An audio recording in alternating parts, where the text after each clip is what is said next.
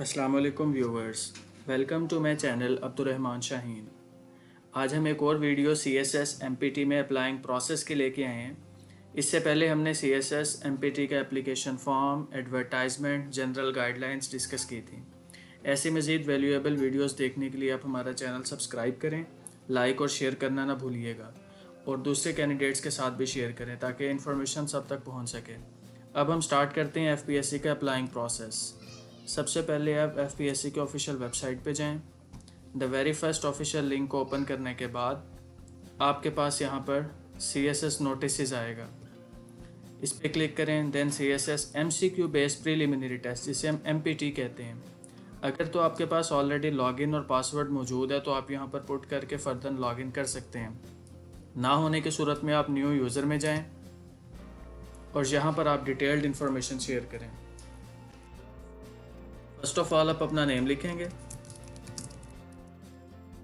Then हम अपना login create करें, देन पासवर्ड जो कॉन्फिडेंशियल होगा,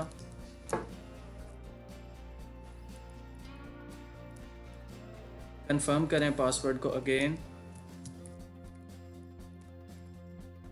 अब आप अपना वर्किंग ईमेल एड्रेस लिखें,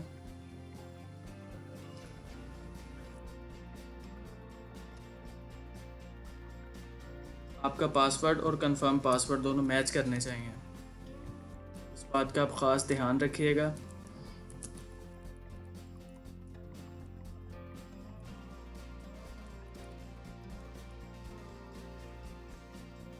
देन ईमेल एड्रेस,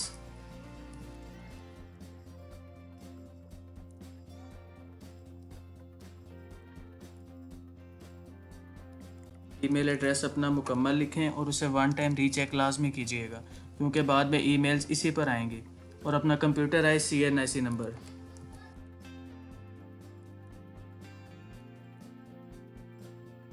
अब ये एक वेरिफिकेशन कोड है जो कि आपके सामने मौजूद होगा। आप इसे कम्प्लीटली लिखने के बाद एक बार सारी डॉक्यूमेंटेशन को दोबारा रीचेक करें। कोई भी नाम की मिस्टेक, आपके लॉगिन आपको याद हो, पासवर्ड रिमेंबर हो, आपकी जीमेल वर्किंग में हो, आपका CNIC कंप्यूटराइज प्रॉपरली लिखा गया हो। अब आप इसे फर्दर सबमिट करें। लॉगिन करने के बाद ये आपके सामने न्यू विंडो ओपन हो जाएगी जिसमें दो ऑप्शन है। The very first is create update profile. तो सबसे पहले आप अपनी प्रोफाइल को अपडेट करेंगे। यहाँ पर क्लिक करने के बाद आपकी प्रोफाइल ओपन हो जाएगी। सबसे पहले आप अपना नेम, देन फादर नेम देने के बाद date of birth according to your domicile या मैट्रिक की जो आपकी सनद है उसके ऊपर जो दी गई है। इसमें कोई भी नेग्लिजेंस नहीं होनी चाहिए क्योंकि यूजली कैंडिडेट्स इसी वजह से बिल्कुल आपके जो मैट्रिक सर्टिफिकेट के साथ ऊपर है वही होनी चाहिए क्योंकि कैंडिडेट ज़्यादातर ये वाली मिस्टेक करते हैं। अपना रिलीजन लिखने के बाद जेंडर, मैरिटल स्टेटस, देन आप अपना पोस्टल एड्रेस लिखेंगे जो वर्किंग में हो, जहाँ पर पोस्ट आती हो।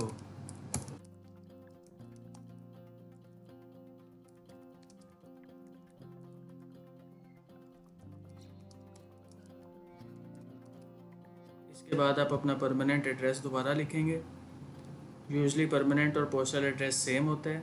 देन आपके पास है डोमिसाइल का ऑप्शन।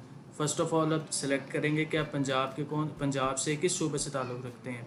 सूबे के बाद आप डोमिसाइल डिस्ट्रिक्ट पे आएंगे, अपना रेलिवेंट डिस्ट्रिक्ट लिखेंगे। देन आपकी ईमेल आपके सामने शो हो रही है। अपना मोबाइल नंबर जो वर्किंग में है उसे लिखें। मोबाइल नंबर के बाद अपना CNIC दोबारा रीचेक करें। देन आप अपनी एज रिलैक्सेशन देखें। अगर तो आपको एज रिलैक्सेशन इनमें से किसी भी कास्ट के थ्रू चाहिए, यानी आप गवर्नमेंट एम्प्लॉय हैं, आर्म्ड सर्विसेज में हैं, तो आप उसे यूज़ करें। अदरवाइज़ फर्स्ट ऑप्शन को चूज़ करें। ये सारी इन्फॉर्मेशन डालने के बाद आप इसे सेव करें। नेक्स्ट आपके पास आ जाएगी फ़ोटो को आपने अपलोड करना है जो कि मैक्सिमम 30 KB तक हो, इससे ज़्यादा नहीं होनी चाहिए। आप ऑलरेडी एक क्रॉप्ड फ़ोटो को अपने सिस्टम में रखें और इसे यहाँ अपलोड के बटन पर क्लिक करें, ये अपलोड हो जाएगी। फ़ोटो के अपलोड होने के बाद आप अपना लिखेंगे एजुकेशन सेंटर और एग्जामिनेशन। फ़र्स्ट ऑफ़ ऑल आप अपना लिखें नेम ऑफ़ एग्जामिनेशन, यानी कौन सी डिग्री करनी है। यहाँ पर एक चीज़ को मद्देनज़र रखिएगा कि आपने अपनी रिसेंट डिग्री देनी है। यानी अगर आपकी 16 ईयर एजुकेशन है, मास्टर्स या बीएस, तो आप पहले बीएस या मास्टर देंगे, उसके बाद अपनी 14 ईयर ग्रेजुएशन, उसके बाद 12 ईयर्स इंटरमीडिएट और लास्ट में अपनी मैट्रिकुलेशन यानी मैट्रिक की डिग्री देंगे। सबसे पहले हम रिसेंट को लिखते हैं।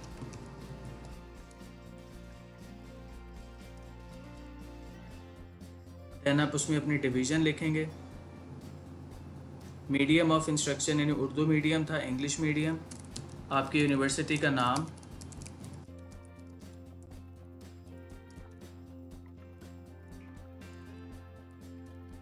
यूनिवर्सिटी का नाम लिखने के बाद आप अपने इंस्टीट्यूट इदारे का नाम लिखेंगे।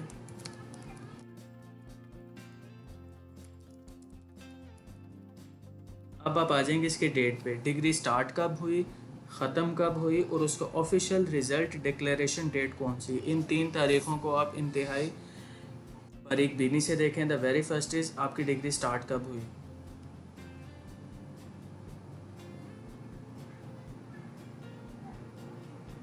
तो आप इसका डिग्री का स्टार्टिंग ईयर लिखें, देन उसका मंथ चूज़ करें,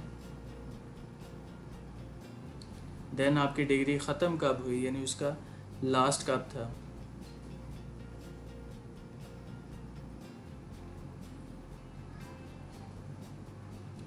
अब लास्ट पे आ जाता है रिज़ल्ट डिक्लेरेशन डेट। आपकी जब सनद या रिज़ल्ट कार्ड आता है उसके ऊपर एक ऑफिशियली डेट लिखी होती है, ये बहुत इंपॉर्टेंट होती है। ये सबकी सेम होनी चाहिए। जो आपका पूरा बैच है उन सबका रिज़ल्ट कार्ड एक साथ आता है, तो उसके नीचे सबसे डाउन साइड पे आप देखेंगे तो रिज़ल्ट डिक्लेरेशन डेट लिखी गई होती है।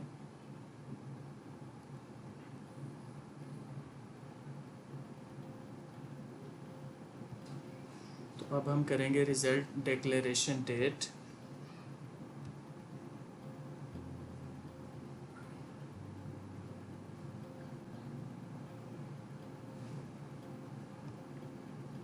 रिज़ल्ट डिक्लेरेशन डेट और आपकी दूसरी डेट टू डेट, इन दोनों में डिफरेंस नहीं होना चाहिए। अगर डिफरेंस होगा तो ये आपका प्रॉपरली अप्लाई नहीं होगा, जैसा कि अभी इशू आपके सामने आ रहा है। अब आप इसे प्रॉपरली कंप्लीट डेट ऑफिशियल दे सकते हैं। 2021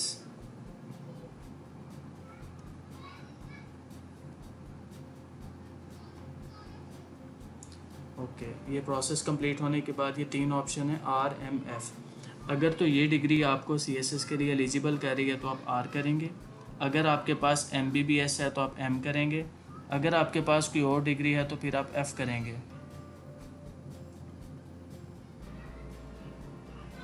अगर आप फ़ॉरेन क्वालिफाइड हैं तो दैन आप F करेंगे। तो हम लोग इसको यहाँ पे R करेंगे।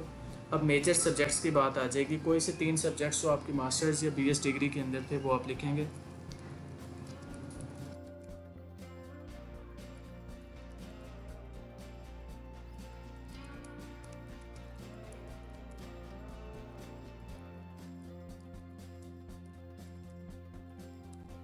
तीनों सब्जेक्ट्स लिखने के बाद आप इसमें कोई अपने स्पेशल अवार्ड है तो आप वो लिखेंगे,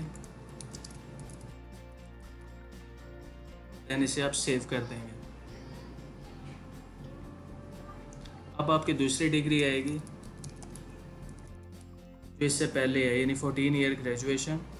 वंस अगेन आप उसके डिवीज़न,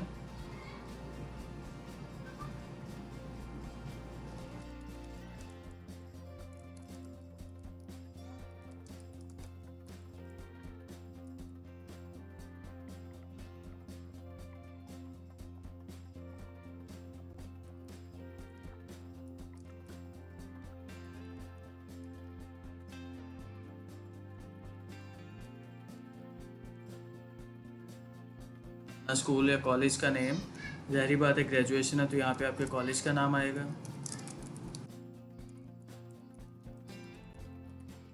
दोबारा से वही तीनों डेट्स डालेंगे आप। सबसे पहले डिग्री स्टार्ट कहाँ से हुई, देन डिग्री के ख़त्म होने की डेट,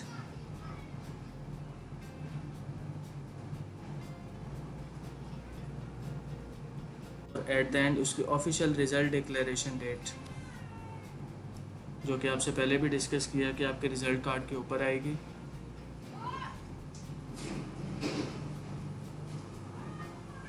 वंस अगेन यहाँ पर आप मेजर सब्जेक्ट्स लिखेंगे, कौन से मेजर सब्जेक्ट्स हैं जो आपने अपनी ग्रेजुएशन डिग्री में पढ़े।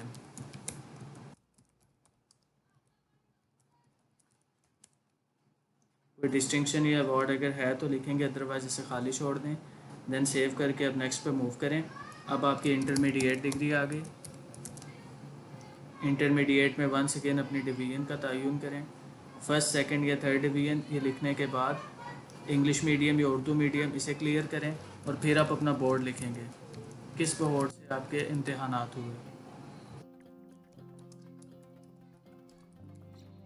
अपने इंस्टीट्यूट का नाम और एक दफ़ा दोबारा तीनों डेट्स कब ये स्टार्ट हुआ।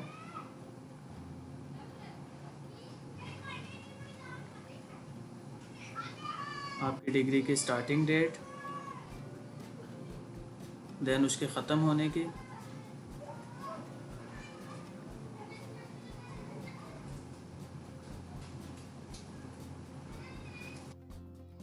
एट द एंड आपके पास रिज़ल्ट डिक्लेरेशन डेट आ जाएगी।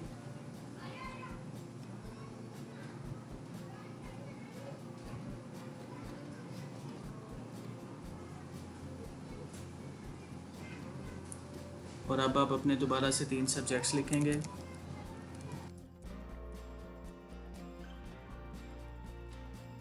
ये लिखने के बाद इसे सेव करेंगे।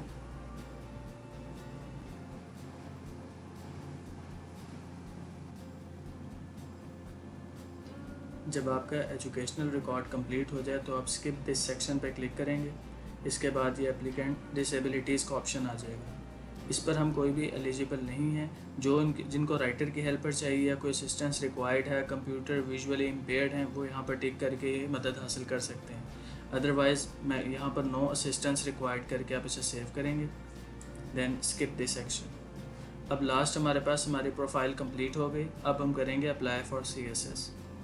एट द एंड यहाँ पर अप्लाई की डेट आएगी। ट्रेजरी चलान, अब मैं आपसे चलान शेयर करता चलूँ कि हम लोगों ने जो चलान पे किया है वो ये चलान है। ये 250 रुपये का चलान है जो आप नेशनल बैंक के किसी भी ब्रांच में सबमिट करवा सकते हैं। इस चलान पर देखते हुए आप देखें एक नंबर लिखा गया होगा जिसे ट्रेजरी रिसिप्ट कहते हैं। उस नंबर को नोट करें। अमाउंट ऑलरेडी मेंशन है, बैंक का ब्रांच और name national bank of Pakistan यहाँ लिखा गया है। इसके आगे आप उसकी ब्रांच लिख दें। ब्रांच लिखने के बाद आप डिस्ट्रिक्ट का देखें कौन सी है और एट द एंड ब्रांच का कोड आपको याद हो, ये उनके स्टैम्प पर भी लिखा जाता है। और आप फिर डेट देखें किस डेट को आपने इसे जमा करवाया। सबसे इम्पॉर्टेंट चीज़ है टेस्ट का सेंटर। 20 सेंटर्स हैं जो आपके पास नियरेस्ट और फिजिबल सेंटर है, आप उसे चूज़ करें। ये वन टाइम चूज़ होने के बाद चेंज नहीं होगा। टेस्ट सेंटर फाइनलाइज करने के बाद आप इसको एक बार वन टाइम रीचेक करें और इसे यहाँ से प्रोसीड कर दें। प्रोसीड करने के बाद आपका एप्लीकेशन फॉर्म आपके सामने है। आप इस एप्लीकेशन फॉर्म को वन टाइम दोबारा देखें। कोई भी चीज़ जो आप इससे पूछना चाह रहे हैं ये देख लें। कमेंट सेक्शन के अंदर भी आप डिस्कस कर सकते हैं। वन टाइम रीचेकिंग के बाद आप इसे फिर सबमिट कीजिएगा। इसमें जल्दबाजी बिल्कुल नहीं करनी क्योंकि बाद में ये एडिट नहीं होगा। कोई छोटी सी भी माइनर सी भी इंफॉर्मेशन अगर मिसप्लेस हो गई तो आपके लिए बाद में मुश्किल हो सकती है। इन सब चीज़ों को वन टाइम रीचेक करने के बाद आप कंफर्म एंड अप्लाई करें।